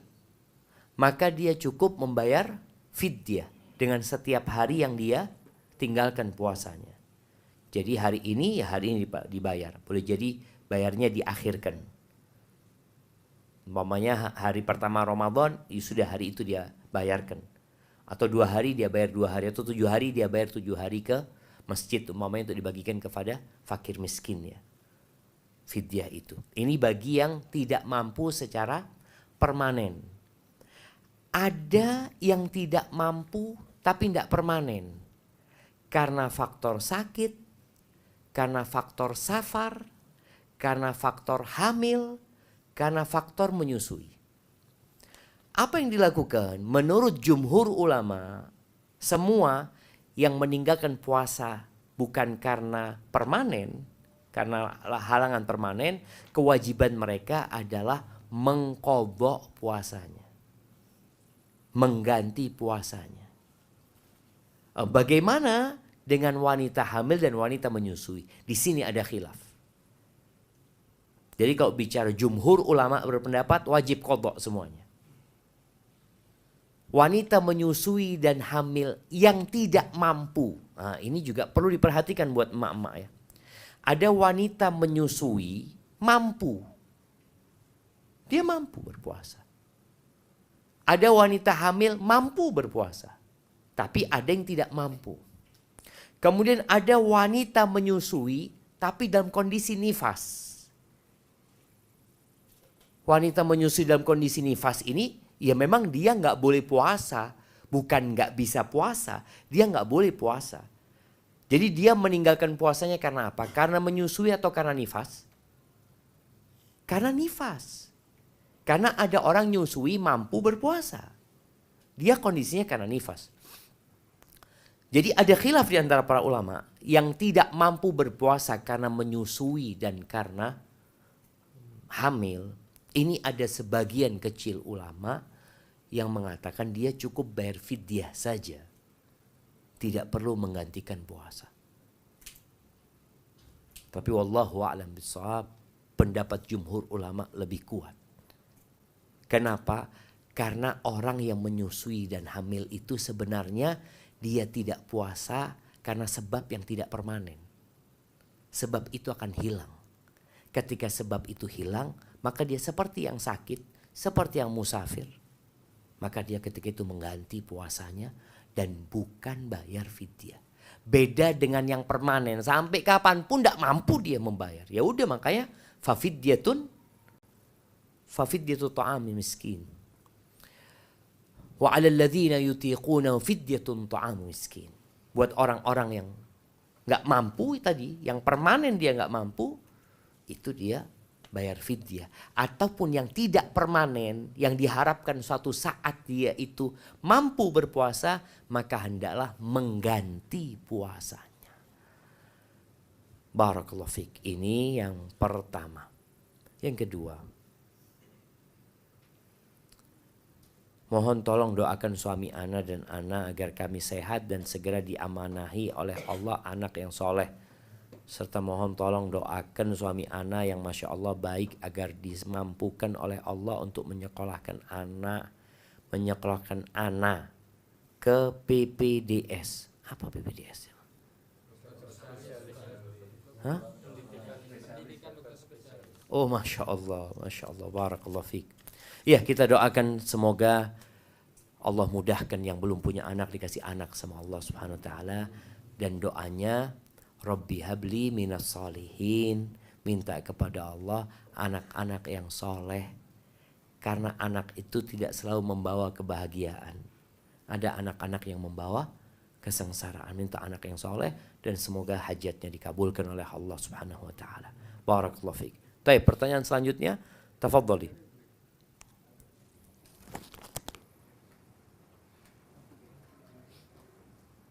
Assalamualaikum Ustaz.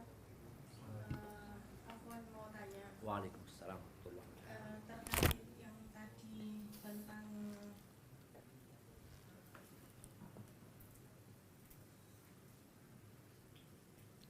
Naam, tafadhali. terkait tadi yang tentang apa itu? Tentang yang mana? Ana juga nggak tahu.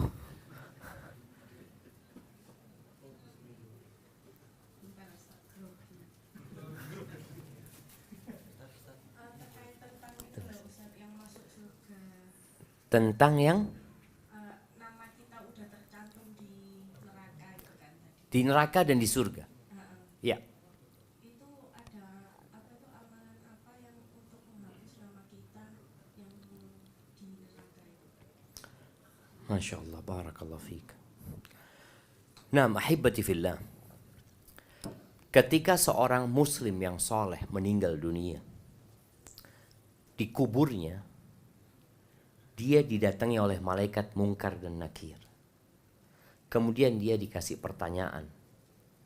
Apabila dia bisa menjawab, dibukakan jendela atau pintu menuju ke neraka. Dibukakan jendela menuju kemana? Neraka. Lalu dikatakan kepada dia, hadza maq'aduka minan nar. Ini loh tempatmu di neraka yang ini. Kalau engkau tidak beramal soleh. Lalu ditutup pintu neraka, dibukakan pintu surga, jendela ke surga. Allah gantikan tempatmu di surga. Sebaliknya kalau orang kafir, orang munafik masuk di kuburan, dikasih pertanyaan dia tidak bisa jawab, maka yang pertama dibukakan jendela ke surga. Ditunjukkan, ini loh tempatmu di surga. Kemudian ditutup, dibukakan pintu neraka dan datang tuh hawa neraka menuju kepada dia. Pertanyaannya, kenapa yang muslim ditunjukin neraka dan kenapa yang kafir munafik ditunjukin surga? Siapa yang mau jawab? Ibu-ibu. Kenapa yang muslim ini kok dibukakan pintu ke neraka dulu? Sedangkan yang kafir dibukakan pintu ke surga dulu. Kenapa ibu-ibu?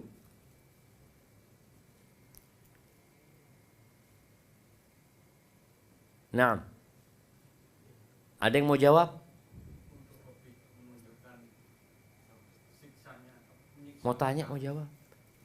Oh, tunggu dulu, ini tanyaan belum selesai dijawab. Nah, bentar lagi ya. Nah, tafadhal. Ini ibu-ibu ini. Iya, Nah, silakan ibu-ibu. untuk yang kafir ditunjukkan ke surga dulu baru kemudian dibukakan neraka karena agar orang kafir itu lebih tersiksa. Ahsanti. Karena dengan melihat kenikmatan surga tapi dia mendapatkan neraka.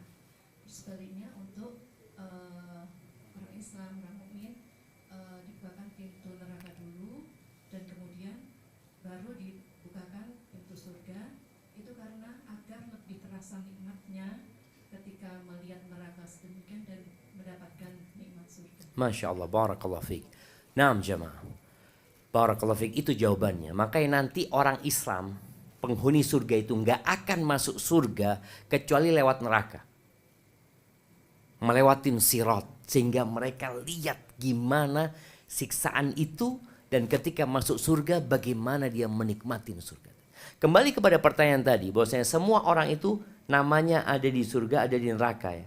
Artinya Allah sudah sediakan tempat dia di surga, tempat dia di neraka. Sudah ada tempat buat mereka. Apa yang menyebabkan kita divonis bebas dari api neraka? Salah satunya adalah puasa di bulan Ramadan. Berpuasa di bulan Ramadan. Tiap hari kita berdoa minta sama Allah. Minta dijauhkan dari api neraka. Doa kita, Rabbana atina fid dunya hasanah wa fil akhirati hasanah wa qina adzabannar. Terus doa, Rabbana srif anna adzab jahannam. Palingkan dari kami azab jahannam. Palingkan dari kami azab jahannam. Tadi supaya kita tidak dimasukkan ke neraka. Atau doa Allahumma a'tiq riqabana minan nar. Ya Allah bebaskan kami dari api neraka. Bebaskan leher-leher kami dari api neraka. Itu doa. Tapi yang jelas amal soleh yang dilakukan hamba, di situ ada janji Allah untuk diselamatkan dari api neraka. Barakallahu fiik. Baik, ada pertanyaan di sini? Tafadhal. Mana mic-nya? Iya Ustaz, Assalamualaikum warahmatullahi wabarakatuh. Tunggu dulu. Iya. Tafadhali. Afwan Ustaz, di luar tema, untuk membaca doa zikir pagi itu yang tepat dibaca pada saat selesai sholat qobliyah subuh atau setelah sholat subuh Ustaz? Syukron. Masya Allah, barakallah fiik. Iya, jadi zikir pagi itu dimulai dengan terbitnya fajar.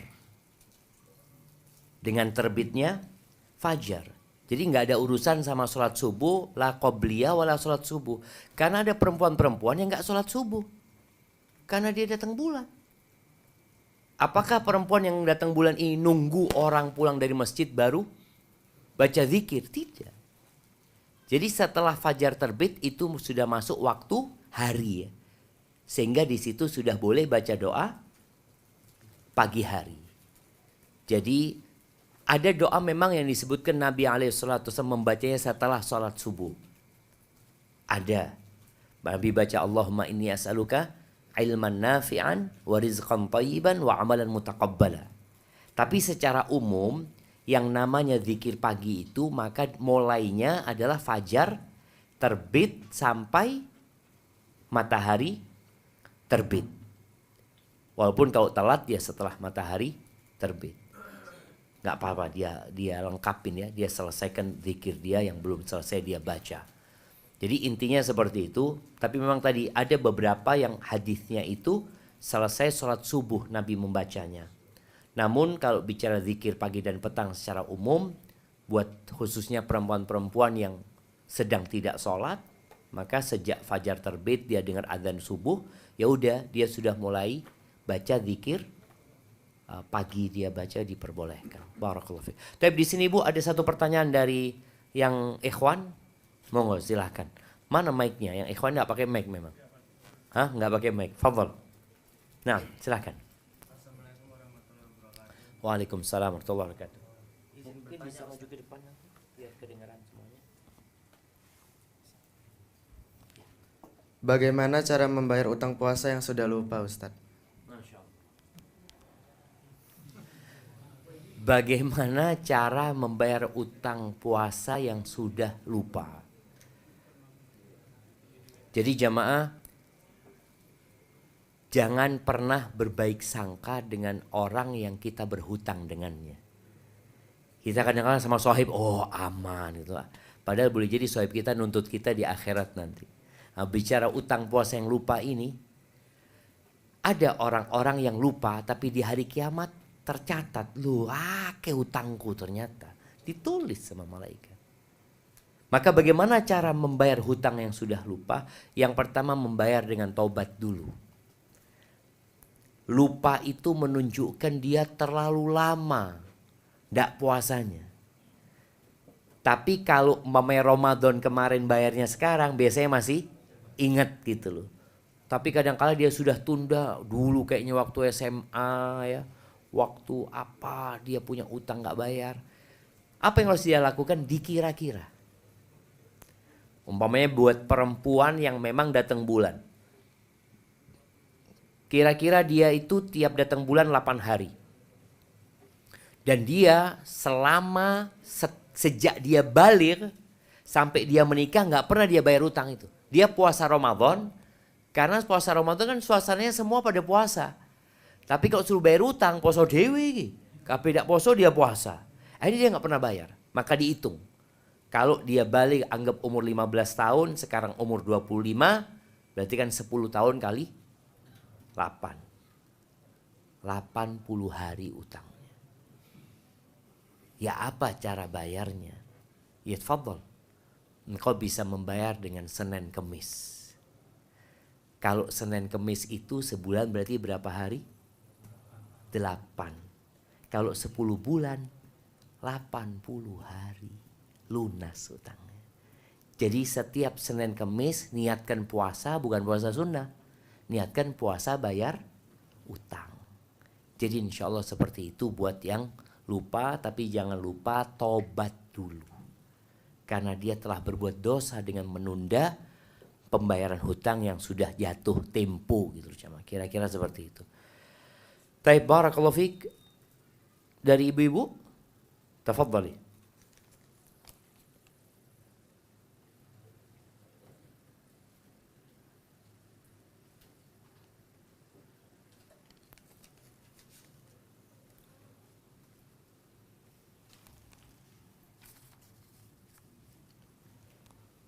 Naam.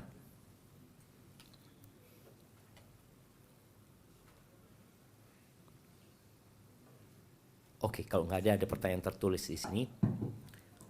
Assalamualaikum Ustaz. Waalaikumsalam warahmatullahi wabarakatuh. Iya. Apa Ustaz, ini pertanyaan untuk mak-mak. Naam, tafadhali. Ya. Selama bulan Ramadan tuh biasanya kita yang masih ada uzur itu kan sering galau ya Ustaz karena menstruasi. Nah, kadang-kadang tuh kan menstruasinya tuh lama, misalnya berapa hari itu cuma flek-flek aja, terus baru kemudian lancar. Nah, itu kalau saya lihat-lihat tuh ada yang berpendapat bahwa flek-flek itu belum dihukumi haid. Jadi kita masih melakukan apa yang diperintahkan, sholat, puasa dan sebagainya tuh masih. Tapi ada juga yang bilang bahwa itu kalau bersambung dengan haid, itu dia sudah dihukumin haid. Masalahnya kita tuh kan nggak tahu dia akan bersambung apa enggak kalau di awal itu, Ustaz. Nah. Satu. Terus yang kedua, kalau misalnya kita itu umroh kan kita minum obat penunda haid. Kadang-kadang itu kita kan flek-flek aja keluar, tapi tidak sampai haid karena mungkin ada minum obatnya itu ya Ustaz. Nah, itu bagaimana? Masya Allah, barakallah. Iya, Masya Allah. Berkaitan dengan yang pertama ya, ini kalau bicara galau, itu salah satu ujian Allah buat para wanita. Bagaimana dia tidak berpuasa tapi dinilai ibadah. Artinya kalau perempuan haid berpuasa itu bukan pahala tapi dosa. Perempuan haid sholat itu dosa gitu. Jadi bagaimana perempuan meninggalkan ibadah sebagai bentuk ibadah kepada Allah Azza wa Jalla. Ini yang namanya agama jemaah. Kita itu dalam agama adalah taat dan patuh dengan perintah. Itu aja sudah. Kembali kepada pertanyaan berkaitan dengan flek yang datang sebelum haid. Maka kalau itu sudah kebiasaan dan tahu bersambung dengan haid, maka dihitung haid. Jadi kalau dia kan nggak tahu, maka di sini kembali kepada kebiasaan tadi. Dan dia tahu memang jadwal dia datang bulan. Memang ini harinya. Tapi modelnya kan ada yang datang bulan yang langsung gitu banyak. Tapi ada yang tadi dengan flek-flek tahu-tahu baru banyak seperti itu. Adapun buat perempuan yang umroh, yang dia minum obat ya. Maka pada saat flek itu keluar, jangan melakukan tawaf. Tunggu, ketika bersih engkau tawaf. Ketika datang lagi flek itu, maka berhenti engkau beribadah. Kalau itu memang di fase datang bulan. Di waktunya datang bulan. Kira-kira seperti itu. Memang tadi disebutkan ada perbedaan pendapat di sini. Hadza wallahu a'lam bishawab. Baik, jamaah ini ada pertanyaan yang tertulis mengatakan, afwan Ustaz, mau tanya, membayar fidyah untuk orang tua yang sudah meninggal, apa harus sebelum Ramadan datang kembali? Atau apakah bisa pas Ramadan berikut datang? Iya, kalau memang orang tua yang meninggal itu meninggalkan puasa.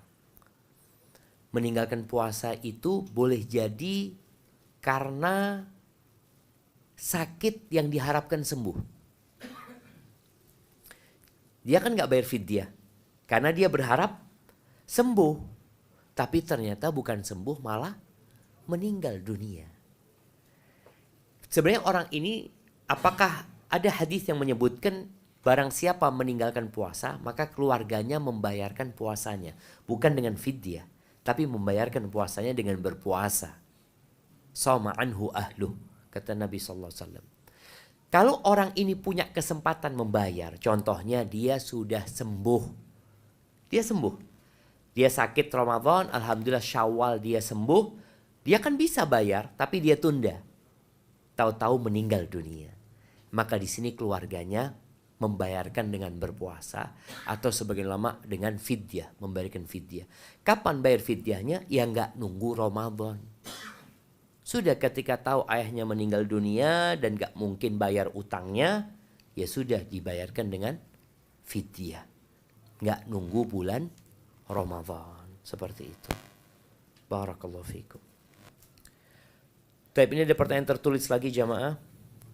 Assalamualaikum Ustaz. Waalaikumsalam warahmatullahi wabarakatuh. Sekarang saya sedang hamil. Dan mohon bantu doakan agar saya dikaruniai anak laki-laki. Kenapa mau anak laki-laki? Yang lahir dengan sehat dan sempurna. Anak yang soleh dan cerdas serta kelak menjadi penghafal Al-Quran. Jazakallah khairan. Masya Allah. Ya kita doakan jamaah. Ya kita berdoa semua. Rabbana hablana minas salihin. Gulu amin. Amin jamaah. Sampai yang tua-tua ini amin, mudah-mudahan dikasih sama Allah kan. Tahu-tahu istrinya 60 tahun hamil lagi, amin, tidak apa-apa.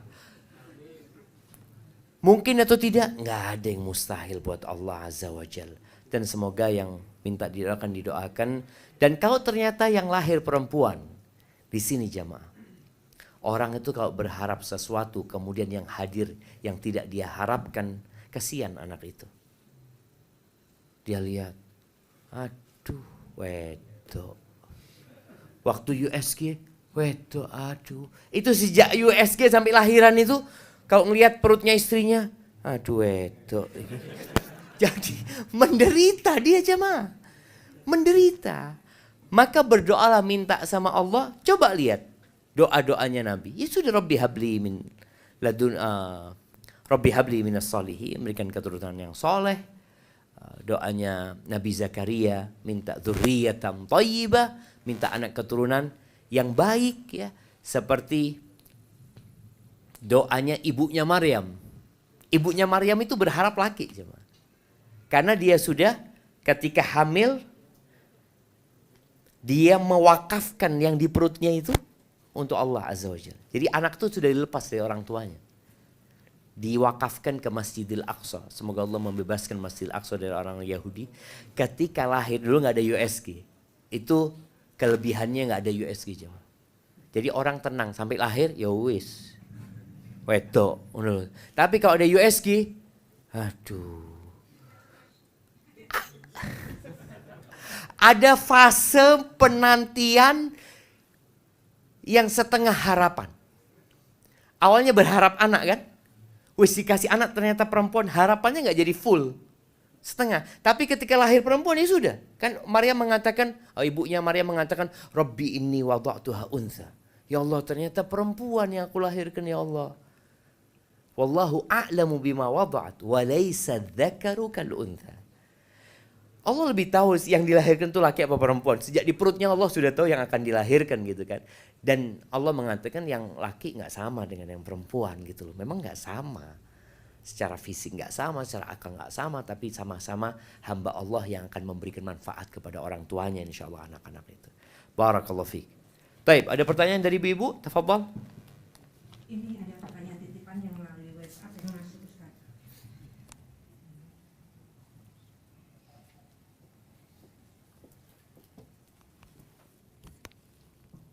Izin bertanya Ustaz, jika istri sudah berusaha hijrah, mohon ridho Allah agar diampuni segala dosa dan dimasukkan ke surga. Tetapi suami belum mau bertaubat dan masih banyak melanggar aturan Allah. Apakah istri di akhirat ikut suaminya dan apa yang harus dilakukan? Jazakallah khairan. Masya Allah. Ya ahibati fillah.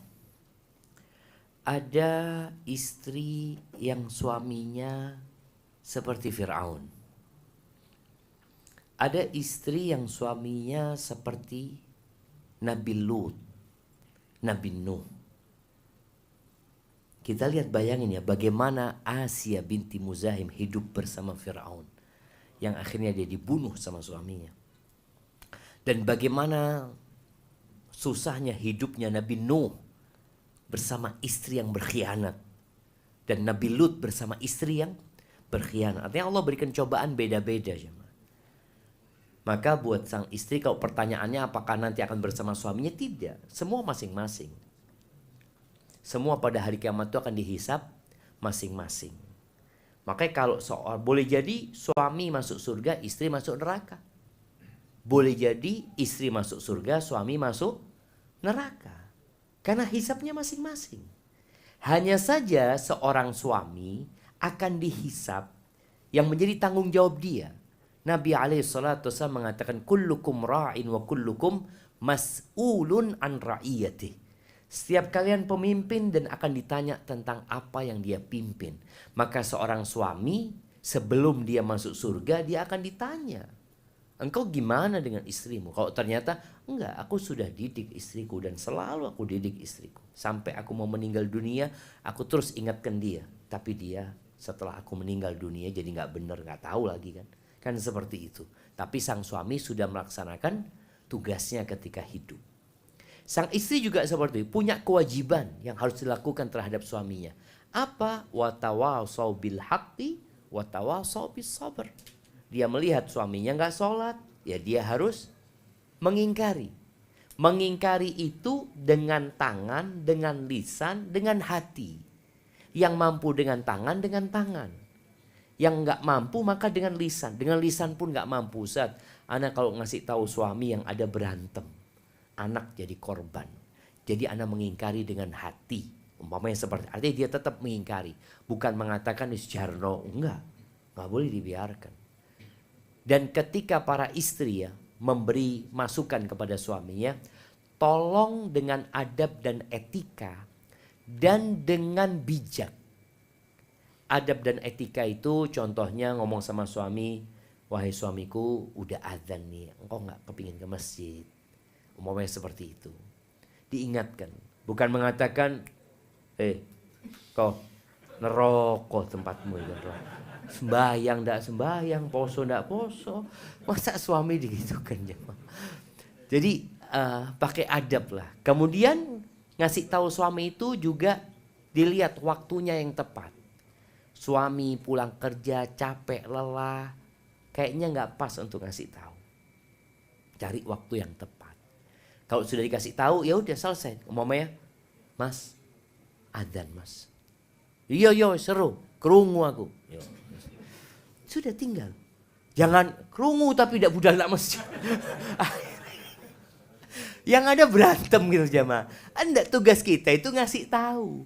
Bukan tugas kita berantem sama suami, enggak. Jadi ngasih tahu umpamanya, Mas, engkau nggak puasa. Puasa ini rukun Islam. Masa engkau nggak mau puasa? Iya, sudah tahu. Ya sudah, tinggal sudah. Nggak usah berdebat. Karena nggak ada gunanya berdebat sama orang yang tahu. Yang ada ngeyel. Tapi nanti kasih tahu lagi, nanti datang lagi. Seperti itu.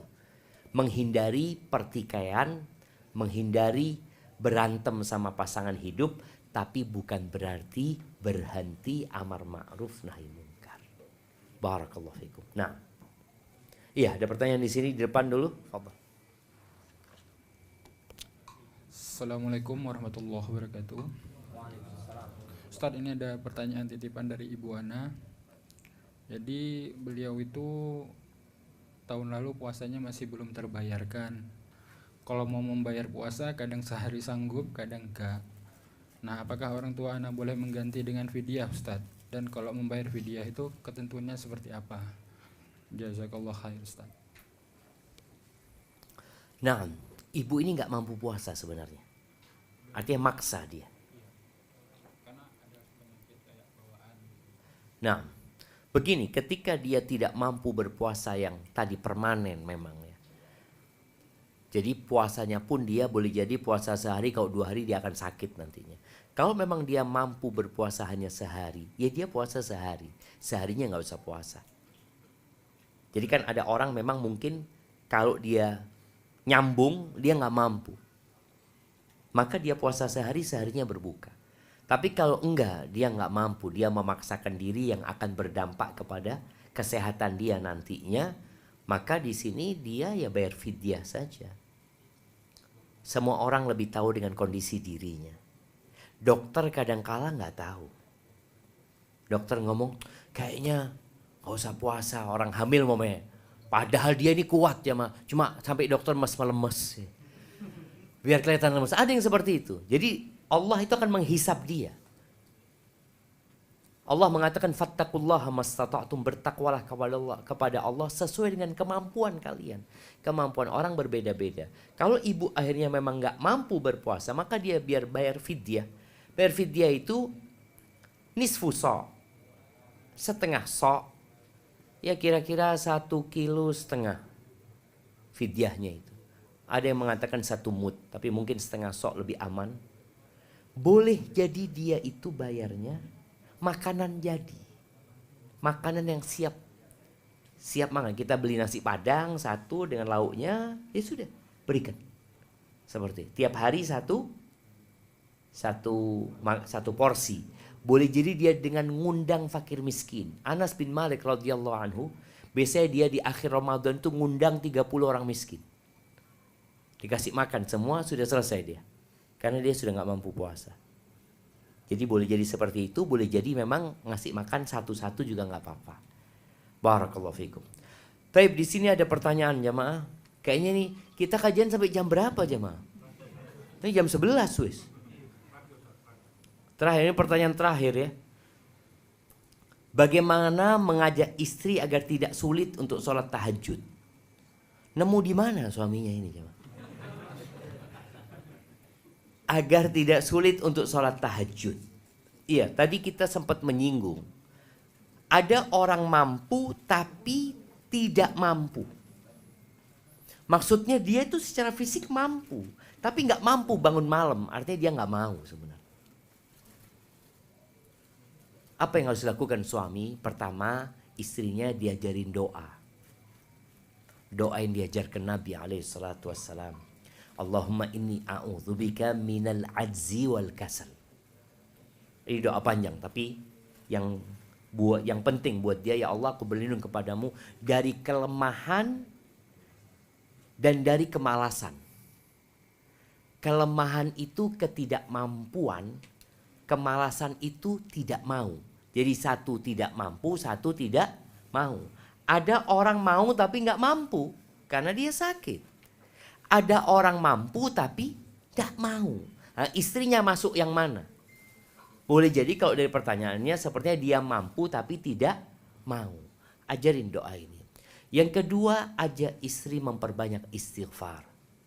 Karena yang menyebabkan orang malas beribadah itu dosa dia. Dosa itu meninggalkan noktah hitam di dalam hati. Semakin banyak semakin lemah jantung kita. Kemudian gak bisa beramal soleh. Bahkan sampai kondisi, jamaah, bismillah.